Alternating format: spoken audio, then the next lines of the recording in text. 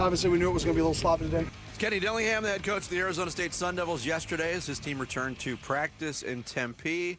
And yeah, that was the theme of the day, is sloppy. There's so much going on in college football right now. Obviously, you got the first weekend of playoff games starting on Friday night. 3 games on Saturday. Then we'll have the matchups for the quarterfinals in the bowl games, including knowing who ASU's opponent in the Peach Bowl will be. Will it be Clemson? Will it be Texas? But there's a lot of talk now about another thing that's going on, and ASU's dealing with this. ASU's got players who returned to the practice field yesterday that are helping them prepare for the Peach Bowl that are in the transfer portal. Yeah. It is a mess. There's a lot of coaches complaining about that right now. There's nothing you can do about it. They can adjust the schedule. Well, they can, but again, it's if you start limiting when players can transfer, then that's going to end up in court, and college football is going to lose that too.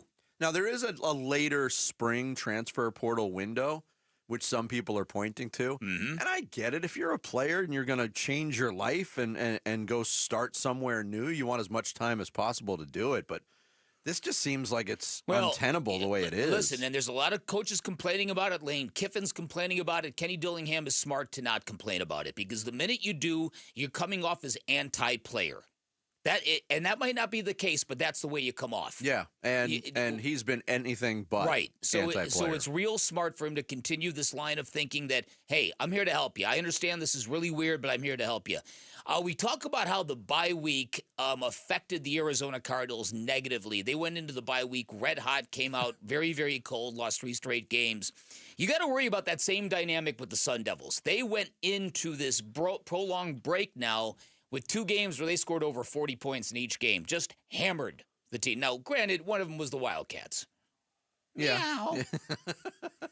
Not so wild. Yeah. Shut up, Jarrett! And now there's going to be a long layoff between this and the Peach Bowl. So threading that needle and having a football team that is ready to kick backside from the opening kickoff on January 1st, it's not an easy thing to do, especially when you're trying to conduct football practice against TBD. When you're trying to prepare for, I don't know, who are we playing? We don't know yet. So once you once you get that opponent, I think the intensity and the focus is going to lock in for ASU. Yeah, and Kenny Dillingham himself said, "Hey, we're not practicing for the Peach Bowl just yet." Well, we're not preparing for that game yet. We're preparing for us. We're trying to fix some things that we got to get better at. We're trying to fine-tune some things from our perspective and get our conditioning level back up, which is why we started practice a little bit different today. And we'll do that the next 2 days and try to kind of flush the system, get back to a good mindset. You know, we haven't played a 4-quarter football game. When we play in the Peach Bowl, it would have been 6 months since we played 4 quarters of football. You know, our starters didn't play in the last quarter of the U of A game. They didn't play in the last quarter of last week's game. So it's going to be literally six weeks, and since they played 4 full quarters of football. And that's the number one thing I'm trying to balance right now is that. How do you keep these guys in conditioning shape when it's going to be 6 weeks since they've played a real full football game? Yeah, Kenny first said 6 months, and I was like, wow, it hasn't been that long. They're not going to be that rough. I know they had some bad second halves, but I wouldn't say they didn't play. Well, what's also interesting about this is the timing of all this. I thought about this because we all know Cam Scadaboo and the Heisman and all that stuff. Finishing 5th, a great accomplishment for anybody, but not getting invited to New York just really felt wrong for anybody who watched Cam Scadaboo from week 1 through. You know how much he deserved to be there. Right? And again, I could sit here and argue this all day long. As great as Travis Hunter is, he's a wide receiver. That's a different workload. It's a different physicality. I could argue this all day long in Cam Scadaboo's favor. It doesn't matter. But what Cam Scadaboo has done now has built a runway for Sam Levitt. And so you've already seen Sam Levitt emerge among candidates for next year's Heisman Trophy, and then that actually begins in the Peach Bowl. So, and I'm real confident about this kid. I really, he's one of these kids that as you've been following ASU, it's been all about Cam Scadaboo. It's been all about Kenny Dillingham. And then it's been about Jordan Tyson. And then suddenly you realize, wow, this quarterback's playing at a really high level, sneaky high level. Second team All Big 12. People don't talk about him because of the Scadaboo thing. I didn't ask you, though. You revealed early that you voted for Cam Scadaboo. Who'd you have 2-3? Was it Travis Hunter, then Ashton Genty. Okay. Yeah. Because I mean, you mentioned, Travis Hunter's a wide receiver, but his numbers are sick. He's top flight at wide receiver, and he's top flight at DB.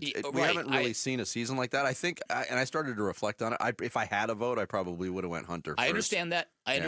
But I think you also understand where I was coming from. Absolutely. That what Cam Scadaboo gives this team spiritually and what he means to the overhaul of the program, somebody needed to say that.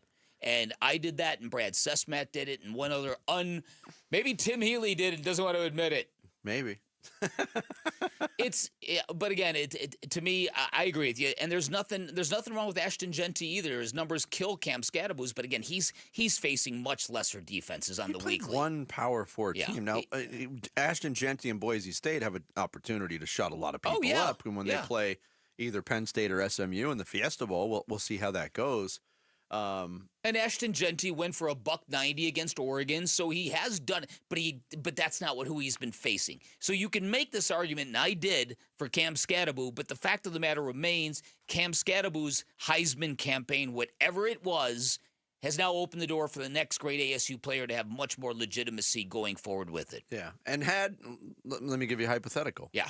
Had Colorado, because they were right there in the thick of things in the Big 12, had the tiebreakers afforded them an opportunity to play in the Big 12 championship game, they win the Big 12 championship, and Hunter has a great game, probably would have swayed your vote. Cam Scadaboo would not have gotten my vote had ASU not won the Big 12 championship. Yeah.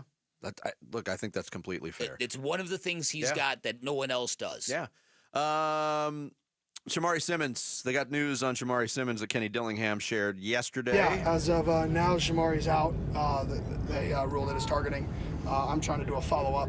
I'm going to do everything I can for that kid. Like I said, he's worked his entire life for this moment, for this game, as a senior, to potentially play in this game. And for a close call like that, however you call it, to impact half of this kid's biggest game he's ever played in and what he's worked his entire life, I just feel like there's got to be something we can do that helps him and for the kid. Yeah, Kenny said he's going to make one more call regarding Simmons. And he went into that whole process pretty optimistic. Hey, I think we can win this appeal. We were both pretty doubtful that it would happen. You have time to prepare for it. There's a lot of people that have talked about, it came up earlier this season with ASU, that there needs to be maybe levels of targeting, depending on the egregious nature or the severity of the actual penalty in the game. It does, that particular play, it was pretty punitive for him to miss part of the Big 12 championship game, but then it might be too punitive. To bleed over into the next game? I don't. Maybe I'm just saying that because it's affecting ASU now. Yeah, it does seem unfair that because the next game is it's the biggest game ASU has ever played, other than the Rose Bowl. I don't know what to think about that, because when he was thrown out of the game, there wasn't much penalty to be suffered. Then ASU had that game well in pocket at that time. True. You're like, oh, big deal. Right. But then you start thinking about it. Right.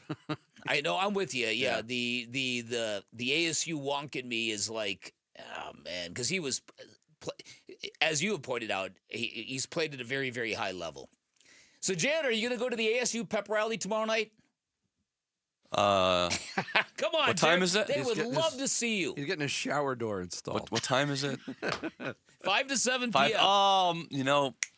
5 to 7 tomorrow? Uh-huh. Oh, no, I can't make it. I got a thing. You got a thing? Okay. Yeah.